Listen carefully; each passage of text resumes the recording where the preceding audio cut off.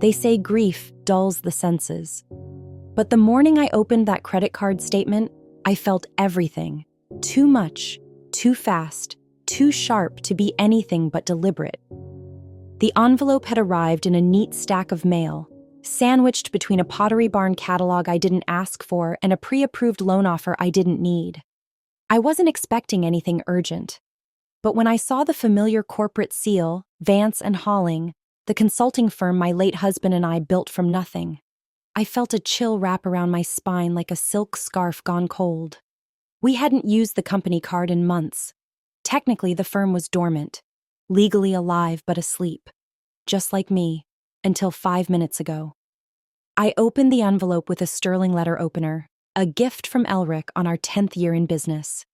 The blade hissed along the seam with surgical precision. Appropriate, I suppose, given the dissection that followed. $54,274.12. The number stared up at me from the statement header like a sneer. My first thought wasn't even shock. It was math. Instincts from 30 years in risk management don't die with your husband. They sharpen. The numbers broke down with brutal clarity. Tiffany & Company, $18,000. Cartier, $23,300. Four Seasons Spa, $3,750. Air France First Class, $9,224.12 First Class. Of course.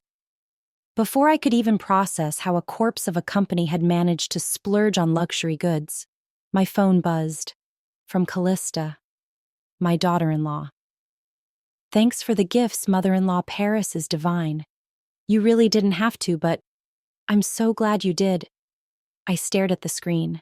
The emoji smiled back like a slap wearing lipstick.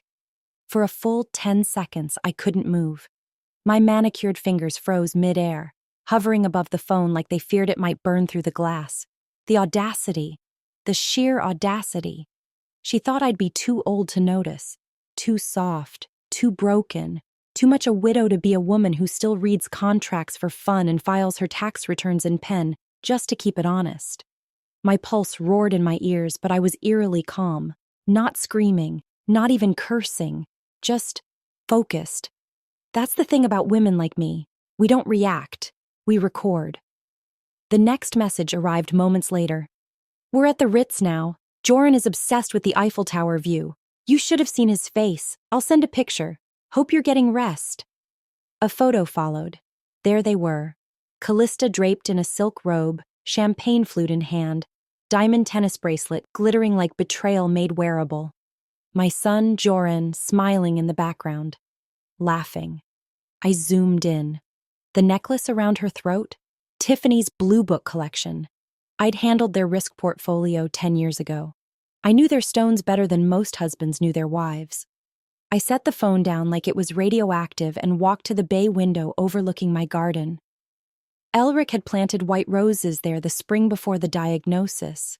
They were blooming again, defiant and delicate, just like him, just like I used to be. My hands trembled, but my spine was steel. I walked back to the dining table, pulled out the nearest chair, and sat in it like a general taking her place at the war map.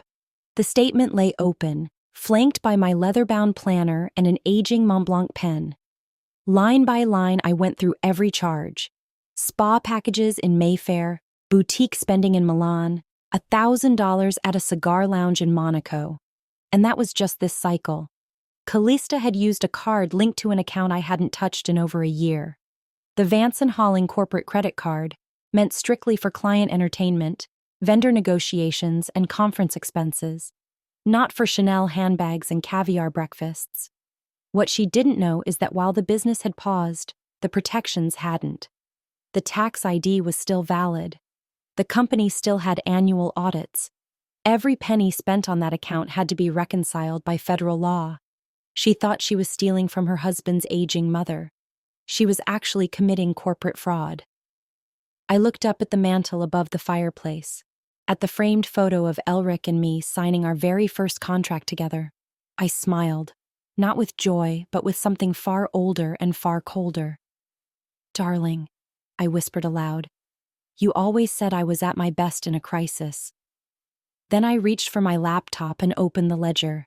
It was time to remind Callista that I didn't get to the top of my field by accident, and I certainly wasn't going to the bottom by silence.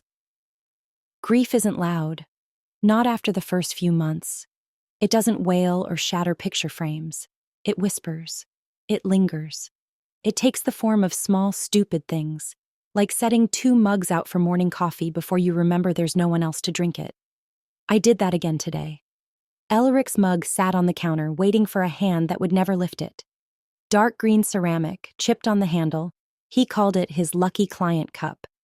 The kind of thing I'd tried to throw out a dozen times over the years. He always smuggled it back in, like some defiant raccoon in a navy suit. It's been 3 years.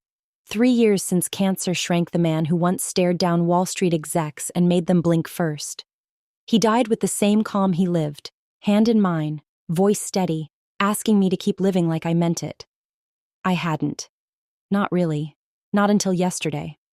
I sat at the edge of the kitchen table, the same table where he'd once reviewed contracts with a glass of Pinot and too much red ink, the same table where Callista had smiled and served us creme brulee just 2 Sundays ago, eyes sparkling like she'd never heard the word deception in her life. That night replayed in my mind like a crime scene slowed to frame by frame. It had been our monthly family dinner. Joran brought Callista, all swishing hair and expensive perfume, and I made lemon chicken the way he liked it as a boy. Elric's chair at the head of the table remained empty, as always. I couldn't bring myself to remove it. Callista had been unusually helpful. "Let me clear, Drusilla," she'd offered, already stacking plates with those manicured hands and her weaponized charm. "You've done enough tonight." I'd felt oddly touched, stupid in hindsight, how easily I gave her the benefit of doubt, how quickly I mistook performance for affection. She'd taken the plates to the kitchen, and I remember thinking it strange how long she was gone. I'd walked in to find her humming and wiping down the counters, a picture of domestic grace.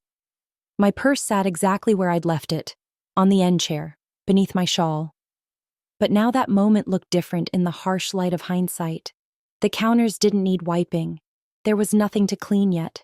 She wasn't being helpful. She was being alone with my bag. I stood up from the table and went to the sideboard drawer, the one where I still kept a habit of old habits. My ledgers, bank envelopes, and that discreet little purse camera Elric gave me before one of my first major fraud cases. I remembered what he'd said when he handed it to me. People are never careful when they think you're harmless. And that had become my greatest weapon. I turned the camera on and scrolled back. The time-stamped footage only recorded motion. But there it was, Sunday, 7:36 p.m. Callista entering the kitchen. Purse on the chair. She walks past it, then doubles back. Her hands are out of frame, but her posture says everything. A quick lean, a dip of the shoulder, a glance toward the doorway. I pressed pause, froze the image, studied her eyes. She looked like someone who'd done this before. I exhaled slowly, my breath fogging the screen for a moment. This wasn't a spur-of-the-moment grab. This was measured, practiced. A woman who knew how long she needed, how to make it look casual, how to slip a card from a wallet like a magician palming a coin. And I had let her into my home. I sat back in my chair and looked across the table, at the empty space where Elric should have been. He would have spotted her in under 5 minutes. He could read a client's body language like scripture. I'd been so busy missing him, I'd forgotten to use the skills we'd built together. Grief had dulled my edge, but not anymore. I turned the camera off and set it beside the credit card statement. Elric's mug still sat untouched on the counter. I picked it up, poured a fresh cup of coffee, and brought it back to the table. Not because he'd drink it, but because I needed the illusion. "You were right," I said softly, as if he could still hear me. "She's not just a nuisance, she's a liability. And I don't let liability sit at my table twice. The thing about being gaslit by someone you raised is that it doesn't come with fire. It comes with fog." I was halfway through organizing my evidence, statement printouts, camera footage, and flagged transactions, when my phone rang. The screen lit up with Joran's name. For a moment I let it ring. 4 times. 5. I told myself I was just collecting myself, but the truth was uglier. I was stalling because I already knew what this call was going to be. I picked up on the sixth ring. "Hi, sweetheart," I said, keeping my voice calm. The trick is not to sound wounded, even when you are. He didn't say hello. "Mom, I need to ask you something," he said instead, voice tight with discomfort. "And I need you to be honest with me." That was new. I'd spent 3 decades earning the benefit of the doubt, and now I was being cross-examined like a hostile witness in my own life. "Of course," I replied, my tone a notch cooler. "Ask away." "It's about the trip. Callista said you offered. The card, the anniversary surprise, she said you insisted." I closed my eyes for a moment. I could see it now. Callista reclining in that Parisian hotel suite, sipping champagne, planting seeds of fiction with the same precision she used to slice her steak. "I never offered my credit card for anything," I said firmly but gently. "That was not a gift, Joran. It was theft." Silence. Then came the sigh. That signature Vance sigh I used to hear from Elric when board meetings went off script. "Mom," she showed me messages. "From your number. Texts saying to treat yourselves, that you wanted us to have a magical memory together. You said Harold would have wanted it." I didn't even respond right away, because I was too busy marveling at her strategy. Use Elric. Use the grief. Use the ghost in the room. "Joran," I said carefully, "I never sent those messages. Not a single one." "Are you sure?" he asked. And there it was. The knife, not buried, not twisted, just laid on the table between us, as if we could both pretend it wasn't sharp. "I've checked my phone logs, my texts, my backups. I didn't write those words," I said, "but someone wanted you to believe I did." There was another pause, but this one felt different, measured, practiced. "Callista said she's worried about you," he said, voice lower now, like a doctor delivering bad news. "She mentioned that Dr. Feldman said grief can cause memory inconsistencies, that maybe you meant to offer the gift and forgot." It didn't hit me like a slap. This was worse. This was erosion, slow and grinding. The tectonic shifting of a foundation you once thought immovable. "Dr. Feldman?" I repeated. "She said she ran into him at a charity dinner. They talked." "Oh, I see," I said. "And did you think to ask your mother, the one who birthed you, raised you, paid for your college tuition and your first apartment, whether she actually asked her physician about her mental state?" The line went quiet again. I imagined Joran blinking, rubbing the bridge of his nose like his father used to when the market dipped. "Mom, I'm not accusing you of anything. You just believed her," I finished, without question. "I just thought, with everything going on, maybe you forgot. It happens." "No, sweetheart," I said, steel beneath the sugar. "It doesn't happen. Not to me." He exhaled again. "Can we just talk about this when we get back?" "She spent over $53,000, I said sharply. "That's not a misunderstanding, Joran. That's a criminal charge with receipts." There was a long silence. Then hesitantly, "She told me it was just a few thousand. For the hotel and some souvenirs." I leaned forward, gripping the edge of the table. "Joran," I said quietly, "when you get home, check her jewelry box. Then ask yourself, does a few thousand buy Cartier Tiffany and a view of the Eiffel Tower?" More silence.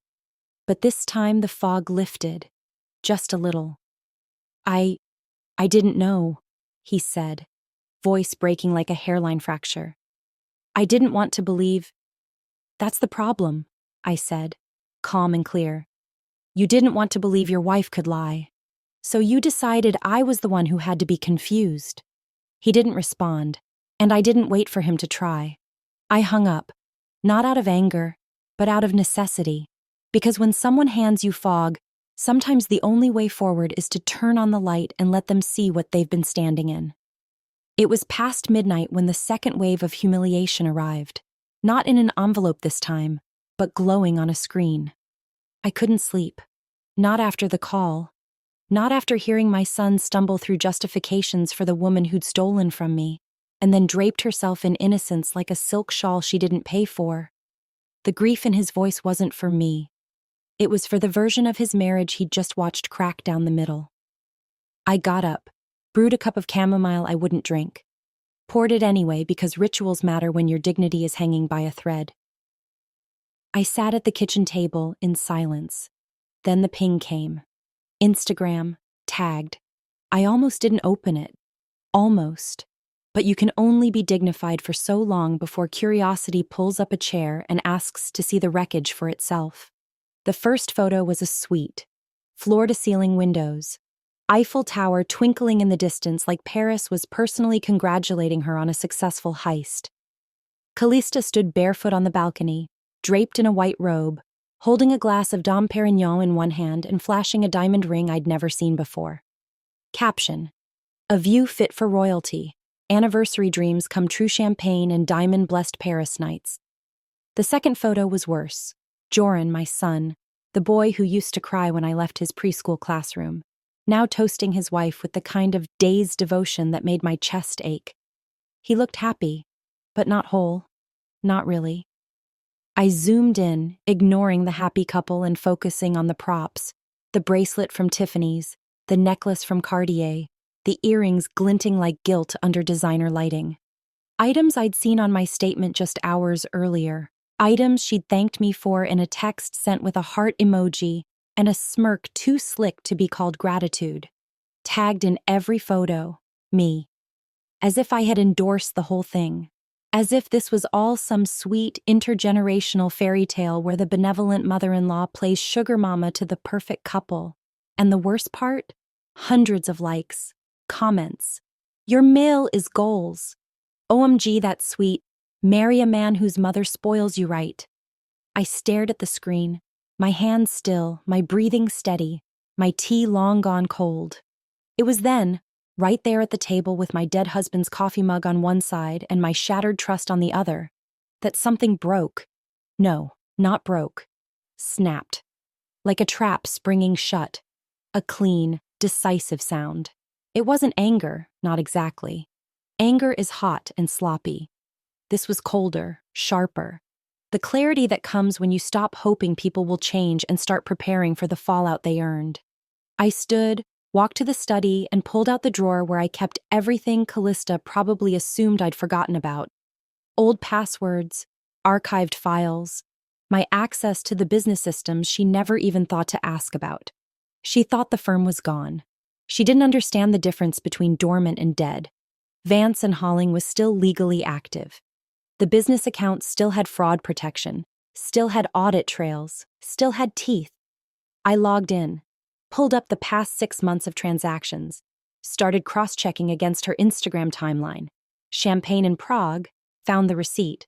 Spa retreat in Geneva, there it was. Italian shoes, Thai silks, Tokyo sushi. Each one lined up with a date, a location, and a price tag that sang in perfect harmony with her curated online fairy tale. She hadn't just stolen, she documented it, posted it, tagged me in it. She wasn't hiding her crime, she was posing with it. I opened a spreadsheet. Line by line, I began the process. Vendor, amount, date, screenshot. It was work. Tedious, methodical, soul-steadying work. And I hadn't felt this alive since before Elric got sick. The shame melted away, replaced by a kind of ruthless peace. I wasn't just a widow. I wasn't just a mother. I was Drusilla Margot Vance. And I had built empires out of sharper messes than this. Callista had used the wrong credit card. But worse? She had picked the wrong woman. Patterns don't start big. They start like termites. Tiny. Invisible. But once you notice the hollow in the wood, the rest collapses in your hands. It was well past 2 a.m. when I finally noticed it. The oddity that didn't fit. I had been cataloging the Paris charges with the precision of a forensic accountant. Dates, amounts, screenshots of her Instagram, her digital fingerprints all over my stolen money. And then it struck me, the card number. It wasn't mine. It wasn't my personal card at all. It was the Vance and Halling corporate account. The one I hadn't touched since the firm stopped taking new clients after Elric died. My blood ran cold, not from fear, Fear is a stranger I fired a long time ago, but from recognition, like finding your front door unlocked, not by mistake, but because someone's been living in your house while you were sleeping. I stared at the transaction IDs, cross-referenced the card's metadata with the last time I used it, my last business lunch with Cambry, over a year ago. Since then, the account had been untouched, until now, and not just now. I scrolled back. Not just Paris, not just one spree. There were smaller charges, quiet, precise, spaced apart like breadcrumbs laid by someone who knew how to fly under the radar. February 7th, Il Gusto Ristorante, $812.44. March 3rd, Solstice Spa Retreat, $1,237.20. March 29th, Nordstrom, $2,130. April 14th, Van Cleef & Arpels, $6,890.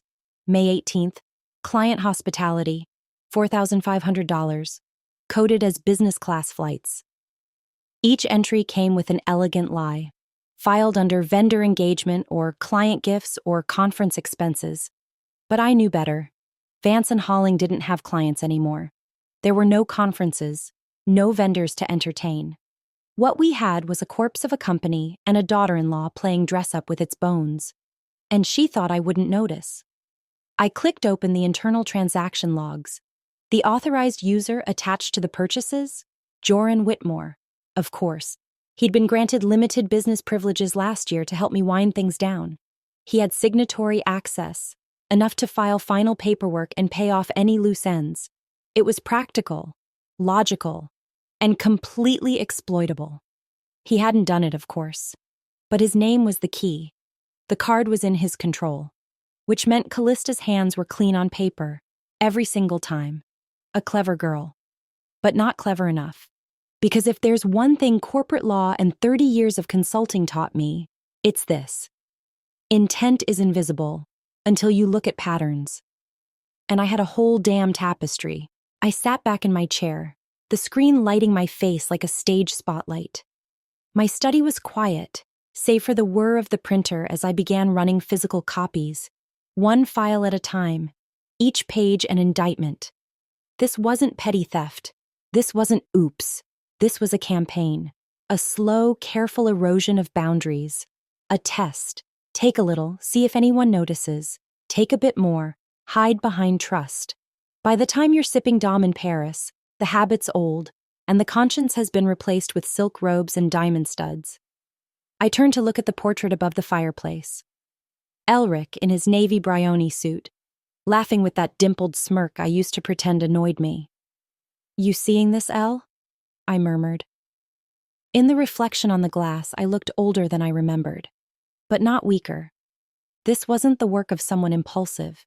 It was the mark of someone who thought I'd gotten too tired to fight, too soft, too grandmotherly. Someone who thought a sharp eye dulled with age, but I hadn't aged out of war. I had paused, and now I was awake. I opened a fresh folder on my desktop and labeled it plainly. Internal Forensics, Whitmore Fraud, Preliminary. Then I added a subfolder, Target, Callista Whitmore, because the pattern had emerged, and it had her name written all over it. There's a particular kind of silence in a retired woman's closet, the silence of clothes that once carried decisions. I stood in mine at dawn, barefoot, hair still damp from the shower, looking at the row of suits I hadn't touched in nearly 3 years. Cashmere, silk, wool blends that once sat in boardrooms with billion-dollar deals on the table. Garments that weren't just clothing but armor. I reached for the navy Armani, the one Elric gave me for our 10th company anniversary. It still fit. That morning, I didn't put on perfume. I put on purpose. I left the house with a black leather folder tucked under my arm and my heels clicking across the hardwood like a woman who'd remembered exactly who she was. Downtown, the office building hadn't changed. Same glossy lobby, same front desk, same smell of productivity and over-sanitized ambition. But for me, everything had shifted. The receptionist looked up, startled. "Mrs. Vance? I didn't expect—" "Neither did Callista," I replied smoothly. Is Cambry in yet?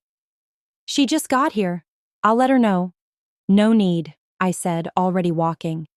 Cambry Nix had been our company accountant for 12 years, smart as a whip and loyal as a bloodhound. I'd hired her straight out of graduate school. Elric once called her our financial conscience wrapped in a cashmere cardigan. She met me in the hallway outside her office, coffee in hand, brows lifting the moment she saw me. Drusilla, she said, blinking. Well, now I know something's wrong. I smiled faintly. Let's talk in the conference room. Cambry set her mug down. Is this personal, legal, or both? Start with legal. Personal will catch up later. Inside the glass-walled conference room, I laid out the printouts, spreadsheets, statements, cross-referenced Instagram posts.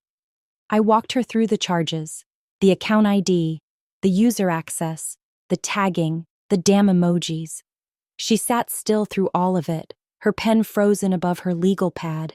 When I finished, she exhaled and leaned back, eyes scanning the ceiling like it might offer divine clarification. I'll be honest, she said.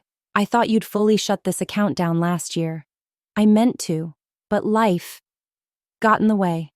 She nodded, understanding that life in this context meant Elric's cancer, the funeral, the grief fog, and a daughter-in-law with sticky fingers. The good news, she said, flipping through the statements, is that the account is still technically active. We filed a business suspension notice, not a dissolution, which means, I finished for her, every dollar charged is still subject to federal audit requirements, fraud protections, and legal scrutiny. Cambry gave a slow, grim smile. Exactly. I leaned forward. The charges started small. She was testing the perimeter, seeing how much room she had. Then she got confident. Cambry's fingers flew across her keyboard, pulling up the business banking dashboard. Here's the log. Last authorized activity from your end was a close-out statement filed 8 months ago. After that, she scrolled. Every single transaction came through Joran's secondary user access. She used his name as cover, I said. He had a legitimate clearance. She had free rein. Cambry nodded. But these aren't business expenses. Not even cleverly disguised ones. There's no vendor correlation, no invoices, no scheduled meetings to match the travel. These are personal charges, Drusilla. Luxury ones. It's not just misuse of funds. It's corporate fraud, I said. And if it ever triggered an audit, the company, and by extension, I, would be liable. Cambry paused. Do you want me to freeze the card? Yes, today. And notify legal? Not yet, I said. Give me 48 hours. She raised an eyebrow. You planning a counterstrike? Not a strike, I said, rising to my feet. A seminar. Cambry grinned. Should I bring popcorn? Bring the evidence binder. I walked back through the lobby the way I came in. Heels louder this time. Clearer. Outside, the wind had picked up. It tousled my silver bob but couldn't touch the composure underneath. The business wasn't dead. Neither was I.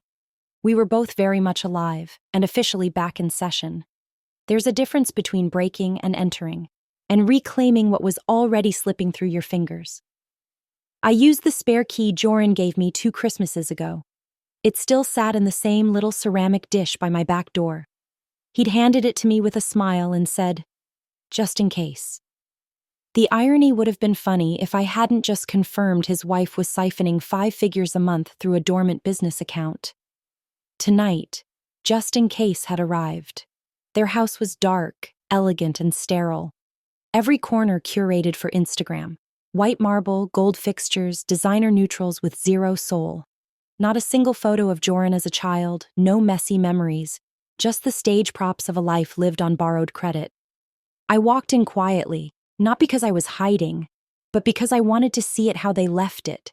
The way people live when they think no one's watching says more than any confrontation ever could. Mail on the kitchen counter. 3 overdue notices. 1 from their car lender, another from a boutique mortgage firm. Callista's glassy fantasy world was cracking at the edges. I moved down the hallway toward the office. Her office, technically.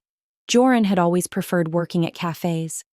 Said the house made him feel like a guest in his own life. The door creaked slightly as I pushed it open. And there it was, her command center. MacBook on a clear acrylic stand. Vision board pinned to a blush linen corkboard. Wedding photos, luxury apartment listings, and a swatch labeled Future Nursery, designer gray. But what caught my eye was the file drawer. The bottom one, slightly ajar. No label, just a thick manila folder inside. I reached for it. Financial planning. Written in neat, looping cursive. Callista's hand. I set the folder on the desk, flipped it open, and started reading. Page 1. A spreadsheet of my assets. House value, estimated liquid savings, equity from Vance and Halling. Even pension distributions. Every column populated. Every cell accurate within a few $1,000s. Page 2. Photocopies of my property deed. Highlighted. Page 3. A downloaded brochure from the Office of Elder Affairs. Understanding power of attorney. When to step in. I turned another page and felt my stomach turn to stone. Timeline of cognitive decline. January. Forgot the name of spa near office. Mentioned to Joran. February. Repeated story at dinner party. Flag. March. Mistook old grocery receipt for new charge. Target moment. April. Forgot birthday of friend. Opportunity for concerned convo. May. Introduce idea of shared bank access. Frame as safety precaution. There were sticky notes attached. Start working on Joran Re. Trust plus memory. Build concern. Use Dr. Feldman Convo as credibility booster. By Q4, full POA signed. By the fourth quarter. As if my autonomy were a business goal. I turned to the last page. A handwritten note in the margins. Once POA signed, retitle house. Begin transition plan. Long-term care facility within 2 years? 2 years. She gave me 2 years before I was to be warehoused like an expired invoice. I closed the folder, not gently. I stood there for a long moment, breathing through the cold, still air of that office, letting the betrayal settle into the marrow. I had suspected greed. I hadn't expected a blueprint for my erasure. This wasn't about money anymore. It was about control. It was about writing me out of my own life before I had the chance to stop it. Except I had stopped it. She used the wrong card. She got bold before she got the power. She mistimed her triumph. I pulled out my phone and began taking photos. Every page, every sticky note, every bullet point that dripped with condescension and calculation. My hands didn't shake, not once. When I was done, I slid the folder back exactly how I'd found it, closed the drawer, smoothed the edges. I walked out of that house not like a mother, not like a widow, but like a woman who'd just returned from the crime scene of her own near extinction. Callista thought she was playing a long game. But I built the board, and the next move was mine. The text came on a Thursday afternoon, sandwiched between a reminder from my dental cleaning and an alert from the neighborhood app about a missing Labrador. From Joran.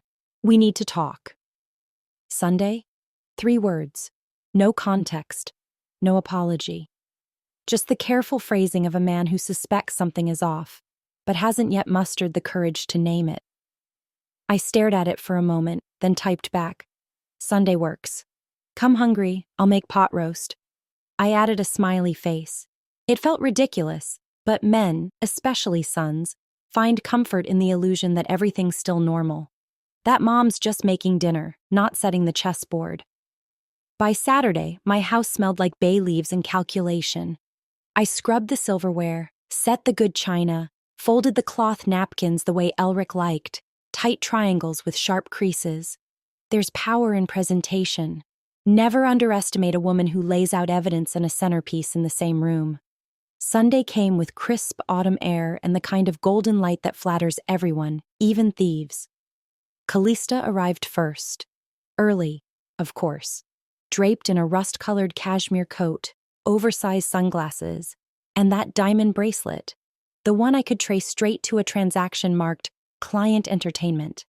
She smelled like expensive citrus and entitlement. Agatha, she purred, leaning in to kiss the air beside my cheek. You look radiant. Retirement suits you. So does stolen jewelry, I wanted to say. Instead, I smiled. Thank you, darling. Help yourself to wine. Joran came in seconds later, tension clinging to him like static. He looked at me, then at her, and back at me again, as if trying to triangulate who was still lying. "Smells amazing in here," he offered. "Pot roast," I said. "Your favorite." We sat, passed the dishes, clinked glasses. Callista chattered about their Paris trip, omitting any mention of receipts or reality. "I wish you could have seen the view," she said, slicing into the roast like it had wronged her. The Eiffel Tower sparkled like a fairy tale. "Sounds beautiful," I said, "and very generous." She didn't flinch. She was a performer, and good ones don't break on stage. When dessert was done, I cleared the plates myself, let the silence stretch just long enough to make them shift in their seats. Then I returned with a leather folder. I placed it in the center of the table. "What's that?" Joran asked, already uneasy. I smiled, that same composed expression I wore during merger negotiations and corporate audits. "Just some light reading." Callista's fingers twitched. I watched her eyes flick to the folder, then to me, calculating. "I've been going through the Vance and Halling business account," I said calmly. "You remember that card, don't you? The one tied to the consulting firm your father and I spent 30 years building?" Joran blinked. "I thought that account was closed. It was suspended, not dissolved. Legally speaking, it's still very much alive, just like its audit requirements." I opened the folder. Inside, printouts of charges, highlighted statements, side-by-side comparisons of Instagram photos and transaction dates.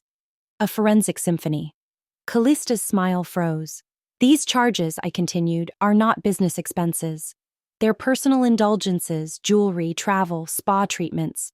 Her lips parted. I saw the flicker of panic. "Agatha," she began, voice syrupy. "You said—" "No, Callista, I didn't." I turned to Joran. "You were the authorized user, but I believe you didn't make these purchases. Which leaves—" He looked at his wife. For the first time, really looked. Her jaw clenched. You thought I'd never notice," I said. "Or if I did, you thought I'd be too sentimental, too old, too broken to fight back." I leaned forward, resting my hands on the folder like a judge about to deliver a verdict. "But here's the thing, darling. I'm not broken. I'm sharpened." Silence bloomed around the table like smoke. "I wanted dinner to feel familiar," I said gently, standing. "I thought it only fair you enjoy one last meal before you find out what a legal ambush tastes like." Callista stared at me, stunned. Joran just whispered, "Mom, what happens now?" I met his eyes. "Now," I said, "we play my game. My rules. My board." For a moment, no one moved. The only sound in the room was the slow tick of the grandfather clock behind me, the one Elric insisted on keeping even after the chime mechanism broke. It ticked now like a countdown. Callista blinked, once, twice, then leaned back in her chair, crossing her legs with the slow, calculated grace of someone preparing for performance. "I'm sorry," she said, voice soft with just the right brush of confusion. "What are you talking about?" "Innocence, draped in Givenchy and coated with charm. I'd seen it in boardrooms, I'd seen it in courtrooms, and I'd seen it across dinner tables where men twice her age nodded sympathetically, while women like me were called paranoid for daring to be exact." "The charges," I said evenly, "from Paris, from Geneva, from half the boutiques in northern Italy. They weren't made on my personal card." I opened the folder again, slow and deliberate, letting the rustle of paper cut through the act. "They were made on the corporate account of Vance and Halling." I saw it then, the flicker, the brief, almost imperceptible tightening at the corner of her mouth, the moment when the scaffolding behind the smile creaked under pressure. "That account is still open?" she asked, just a little too quickly. "Ah, there it was. Suspended, not dissolved," I replied. "Still protected, still monitored, and still subject to federal compliance audits, which means every penny you spent pretending to be a wife with taste was also recorded by a system designed to catch embezzlement." Joran's brow furrowed. "Wait, what do you mean corporate card?" I turned to him. "I mean, sweetheart, that the card you had access to as an authorized user when we were wrapping up the business? She used it. She made the purchases. And she did it using your name. He looked from me to Callista, who didn't flinch. Agatha, she said slowly, shifting into her wounded bird tone. I think you're confused. I only ever used the card after you insisted. You walked me to the car that night after dinner. You handed it to me. You said, I said no such thing. I cut in, voice steady. And I have motion-triggered footage from my kitchen camera that shows exactly what you did. She paused. Her tongue touched her upper lip. It was subtle, but I'd seen that tick before. Every time her lies started to fray. I don't know what you think you saw, she said. But Joran and I had a conversation about the trip. You said Harold would have wanted you to be generous. Don't bring Elric into this, I snapped. He's not here to defend himself, but I am. I turned back to Joran. He looked like someone waking up in a burning room, confused how the fire started, but realizing he'd been holding the match the whole time. You told me, I said gently, that she showed you messages, from me, saying to treat yourselves. I checked my text logs. There's nothing. Callista stiffened. I deleted them after, she said quickly. You asked me to. You said it would look bad. Enough, I said, louder than I'd intended.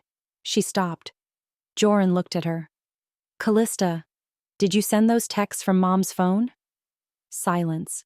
She blinked, stunned that the question had come from him and not me. I don't remember. You don't remember? He repeated, incredulous. You told me she gave you permission, that she wanted us to feel loved, that it was all part of her grieving process. Her mouth opened, but no sound came out.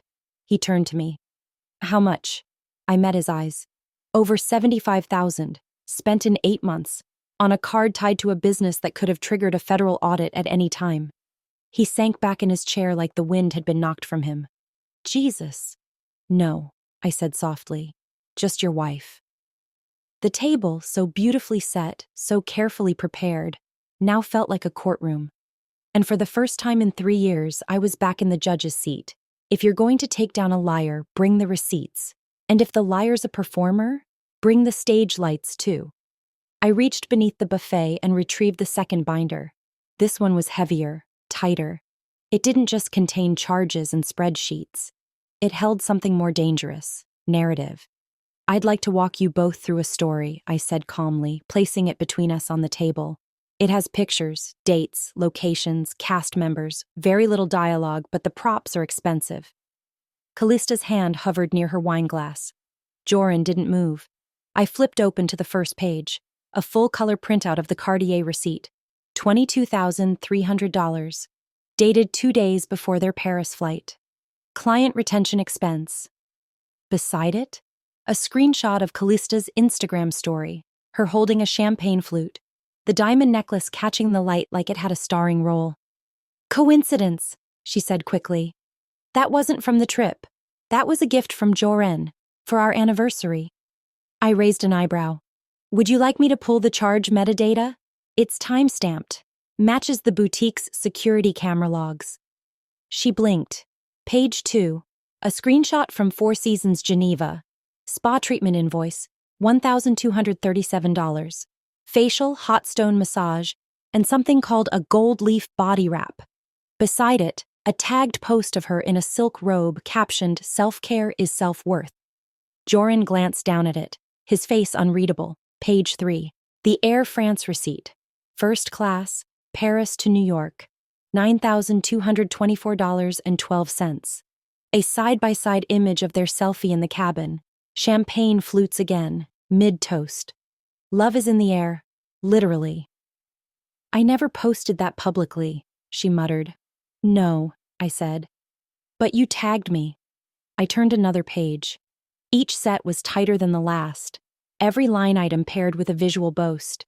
Every post a breadcrumb in her digital trail of indulgence. Are you suggesting I used the card deliberately? She said, a laugh creeping in, too high and too hollow. That I orchestrated all of this like some scam artist? I'm not suggesting it, I said. I'm documenting it. Her breath hitched. Joran leaned forward now, eyes narrowed. Callista, that bracelet. He gestured to the diamond wrap around her wrist. You told me it was a gift. You told me Mom had sent it ahead to surprise us. She did. Where's the gift receipt then? I asked smoothly. Where's the note? Or the shipping confirmation? Or even my text telling you to expect a package? She opened her mouth, closed it again. Silence. I flipped to the next page. Cambry's audit summary, outlined charges by vendor, matched to social media evidence, all logged in a spreadsheet titled Unauthorized Expenditures, Whitmore, Callista. I had no idea she was compiling this, I said, until I asked. Turns out, when you don't shut down a business, it still runs quietly in the background, kind of like a camera system, or a mother's memory. You're twisting things, she said, voice rising. This isn't theft. It was a misunderstanding, a miscommunication. Joran, you believe me, right? He didn't answer. Instead, he picked up one of the pages, studied the Instagram caption, then looked at the charge beside it. His jaw clenched. You told me she begged you to accept her generosity, that she wanted to make up for being distant. She did. No, Callista, he said, low and hoarse. She didn't. Her voice cracked like a wine glass under pressure. You're really going to believe this over me? This, I said quietly, is a binder full of facts. What you brought to the table was performance. She stood abruptly, knocking her chair into the wall. This is insane, she hissed. She's manipulating you. No, Joran said, rising slowly. You did that. He looked at me then, not with pity or suspicion, but something I hadn't seen in years. Clarity. You were right, he said, voice tight. You were right all along. I closed the binder with a soft thud, like the end of a trial. I usually am, I said, but I never enjoy it when it costs this much. There comes a moment, after the panic, after the excuses, after the silence, when a manipulator realizes they've run out of exits. Callista stood by the dining room wall, arms folded tightly, lips pursed so hard they looked like they might vanish altogether. Her face was the color of ash and arrogance. She had no script for this part, no plan for being caught. Joran sat back down, his face hollowed out with disbelief. The pot roast sat untouched between us, growing cold, like a relic of a family that had just ceased to exist. I reached into the folder one last time.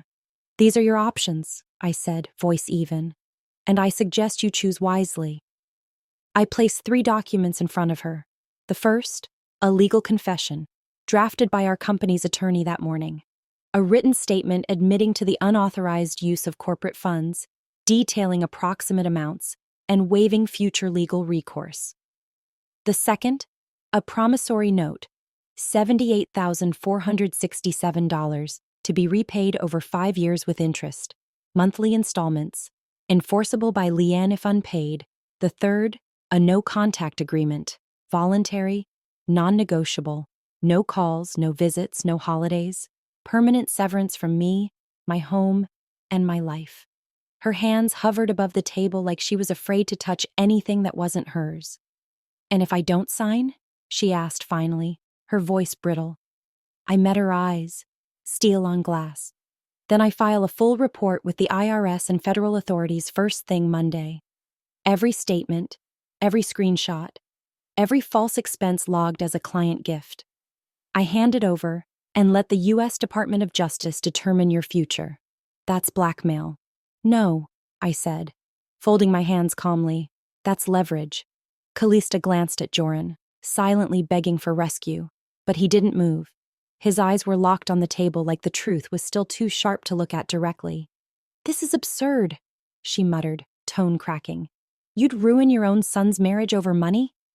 I smiled, small and sharp. You already did that, darling. I'm just delivering the itemized invoice. She let out a shaky breath, the kind that usually precedes tears or fury. With Callista, it was always a coin toss. Joran finally spoke. You planned this. Callista blinked. What? You planned all of this. The Paris trip, the jewelry, the fake texts. You made me think my mother was losing her mind. He looked at me, and his voice broke in the middle. You made me question her. Her mouth opened, but nothing came out. The lies were gone. All that remained was the damage, outlined in financial statements and framed in regret. I pushed a pen across the table. "You have 48 hours, I said. "After that, I don't make deals. I make calls." She stared at the documents. Her fingers twitched. She looked like she wanted to scream, or throw the pen, or run. But there was nowhere left to go.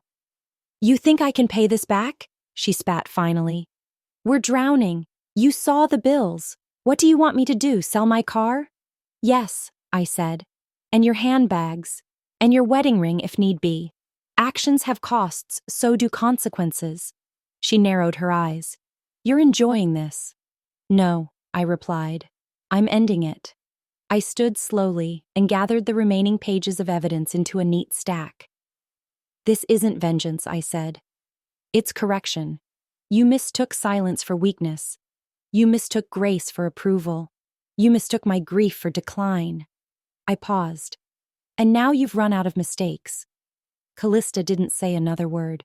She turned, stiff and silent, and walked out of the dining room like a woman rehearsing what story she'd tell next. The version where she was the victim, I was the villain, and none of it was her fault. I let her have it. Let her spin. Let her unravel. Because I wasn't finished yet. I looked at Joran. "You're welcome to stay, or go with her. That part's still your decision." He nodded slowly, then shook his head. "I need time." "You have 48 hours," I repeated softly. He gave me a broken smile. "I meant to breathe, Mom." I nodded once. "Then start with the truth. Everything else will follow." The first thing to arrive was the tennis bracelet. It came in a pale blue box, wrapped with a satin ribbon she didn't bother tying. No note, no apology. Just the cold, quiet admission of defeat by return mail. A week ago, that bracelet was flaunted on a Paris balcony, flashing in filtered sunlight like a trophy. Now it sat in my hallway like a confession. The rest followed. Boxes trickled in. Shoes, handbags, receipts folded with shaking hands. A silk gown from Milan still had a security tag attached. One shipment came with a customs form that hadn't even been opened yet. She was still shopping when the trap snapped shut. I took none of it out. Just cataloged it all, photographed each item, and handed it off to Cambry for asset recovery. I didn't want her jewelry. I wanted her accountability, and now I had it. Shrink-wrapped, insured, and legally notarized. Callista signed every document. Confession, promissory note, no contact agreement, all of it. She didn't try to negotiate, didn't plead, didn't even bother to send a final insult, which told me exactly how rattled she truly was. There's a kind of silence that only comes from knowing the other party has you cornered and covered, both legally and morally. She vanished like the fog she'd tried to weaponize against me. And Joran? He stayed. He showed up on my doorstep 2 days after the deadline, looking like he hadn't slept in weeks. He handed me a stack of printed forms, divorce petition on top. "Filed this morning," he said, voice low. "Irreconcilable differences, though I think criminal conspiracy would have been more accurate." I invited him in. He sat at the kitchen table, the same table where we used to build science fair models and spread out his college brochures. Now he was a man, broken open by betrayal, but finally facing the right direction. "I can't believe I didn't see it," he said, eyes on his untouched tea. "That's the thing about con artists," I replied. "They don't need to be smarter than you. They just need to be faster with the lie." He nodded, quiet. "I thought she loved me. She loved your potential, your name, your proximity to assets." He swallowed hard. "I let her treat you like you were fragile, like you needed managing." "You were grieving too," I said, "and desperate for someone to take the wheel." He looked at me. "You never needed anyone to drive." "No," I said, "but it took her trying to steal everything for me to remember I still had the keys." We didn't talk much after that. Just sat in the quiet together, the good kind. Not the hollow silence she used to twist against me, but the kind that feels like a house finally exhaling.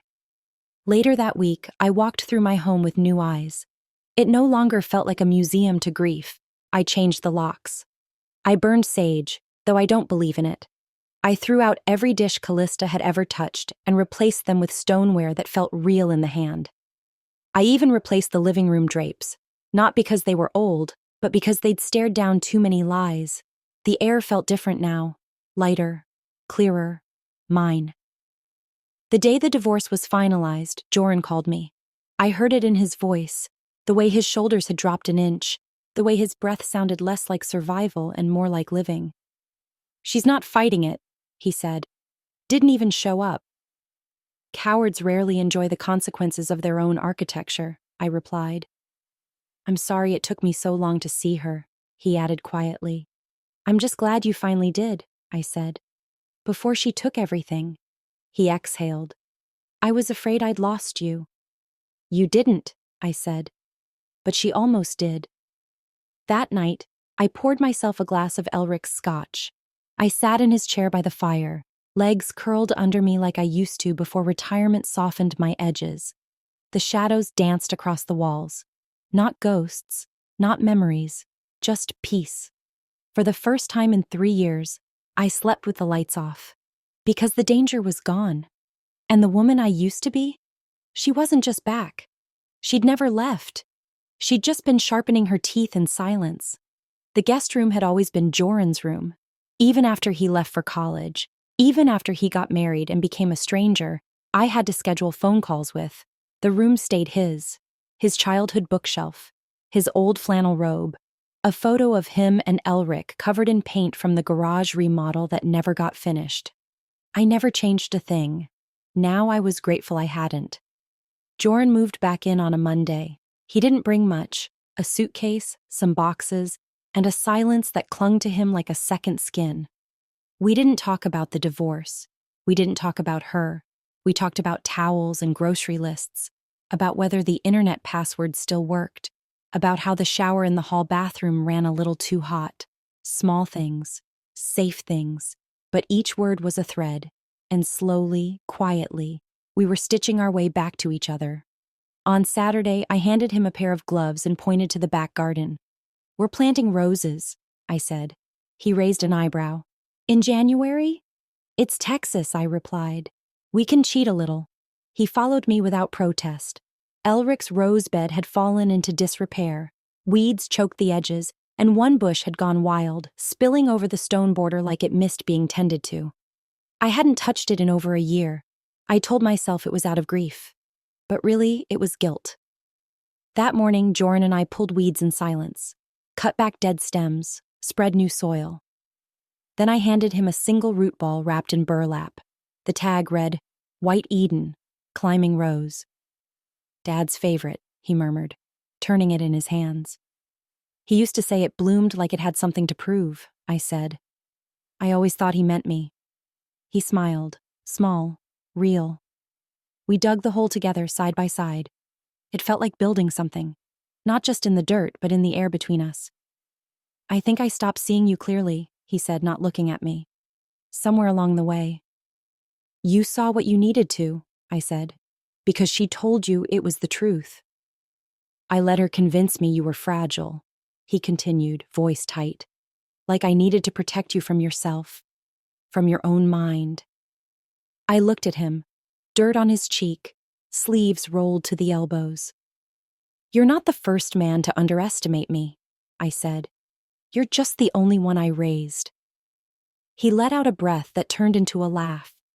It caught in his throat, somewhere between guilt and relief.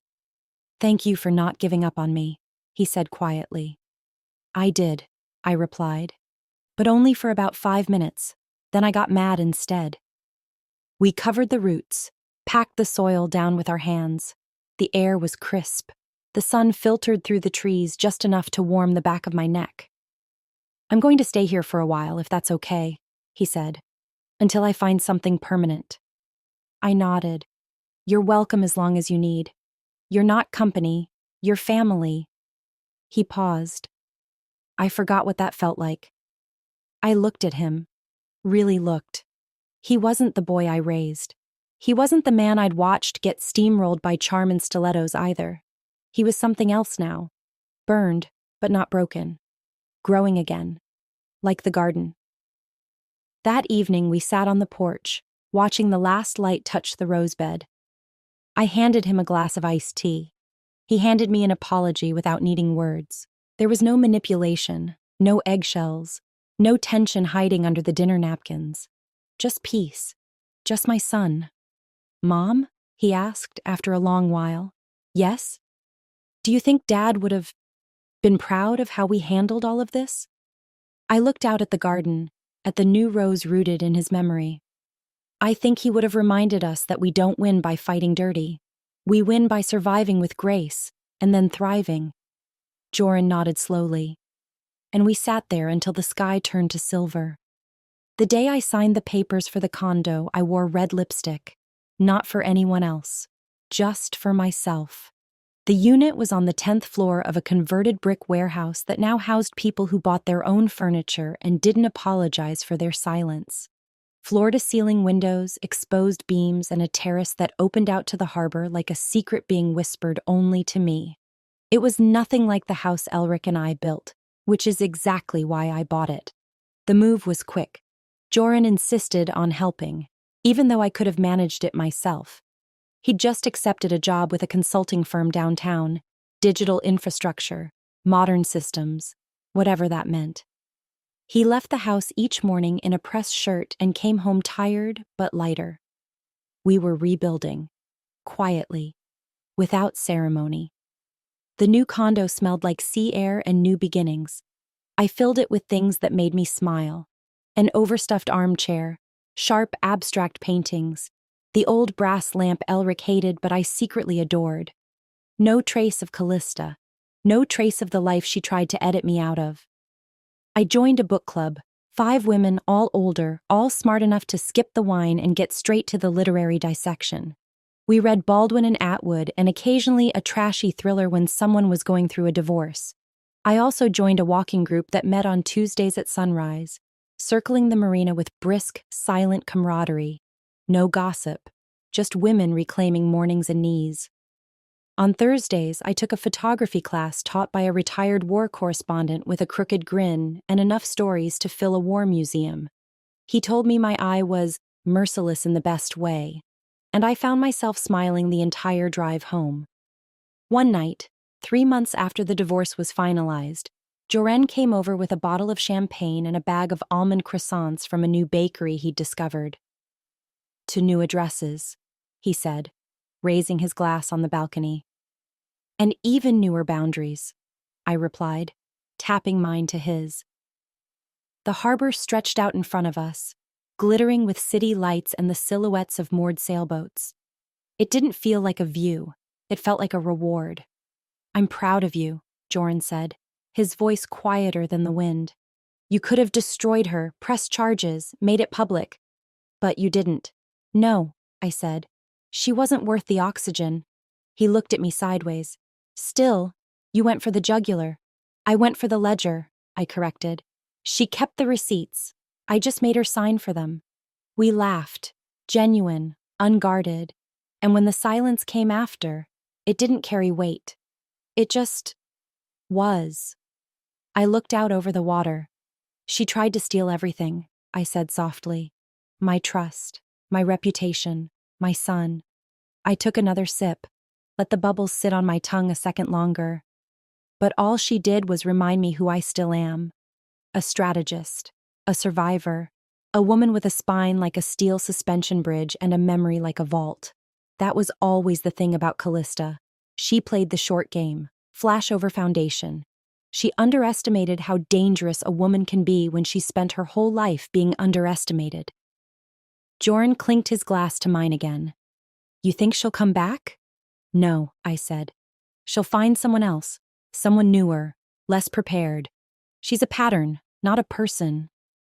He nodded. We stayed out on the balcony until the wind picked up and the stars began to outnumber the sailboats. No one asked the other what came next. We didn't need to. I had plans. Not grand ones. Just my own. A new camera. A quiet writing project. maybe a trip to Santorini. And peace. The kind of peace that doesn't ask for permission. The kind that walks into a room without explaining why it deserves to be there. Back inside, I set the empty glasses in the sink and turned out the lights one by one. Not out of habit, out of choice. Because now everything in this life was lit by decision. Mine.